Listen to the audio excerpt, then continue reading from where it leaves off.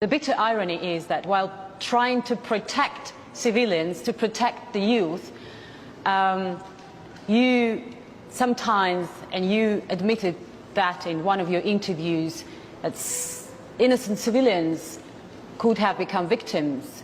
Do you think it is a fair price to pay? Just like in the Americans, when they drop a bomb there, so powerful that it also kills others. But you are not America. Do you feel sorry for? Do you feel sorry? But we are talking of human liability. So it doesn't say that because the Americans are exempted, and that's because I am just a small time government official, I am not exempted. So what's the fairness there? No. When they drop bombs, they kill so many villages, and there's not even a whimper. America invaded Iraq. What was the excuse? That there were weapons of mass destruction. And yet when they invaded Iraq, so many people were killed. So where is justice now? So I think it's really hard to avoid civilian... Meaning to say, justice has to be equal. It cannot be a justice for one and justice for another set of standards for two. It has to be equal. Is that the reason why you turn away from America? Yes, because they refuse to understand my predicament when they knew that they were also in the same predicament on a larger scale. I never in America, remember Panama? Okay, they invaded Panama, a sovereign state, okay, in Central America. So what was the purpose there? They went inside, seized the country, arrested the president, brought him outside the country, placed him in a detention cell in New York. He faced a trial federal court and is convicted. What happened to the invasion? And what was the reason? Drugs.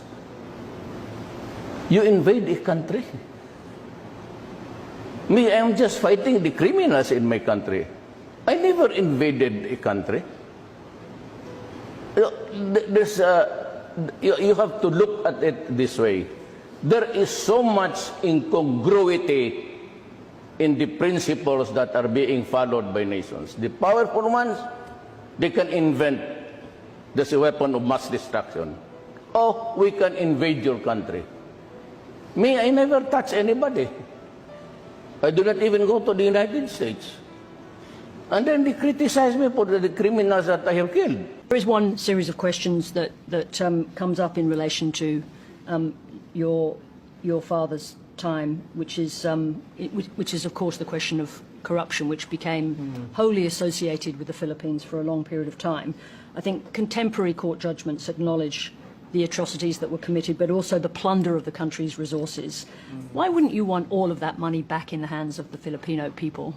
Well, the narrative. May I just ask you why that's funny? Where that? Why that's funny?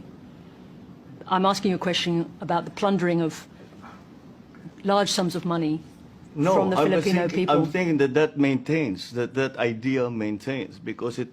I take exception to many of the assertions that have been made, and I think we have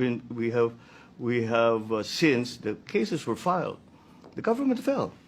Cases were filed against me, my family, the estate, etc. And up to now, we have found the assertions that were made. We have shown to be untrue.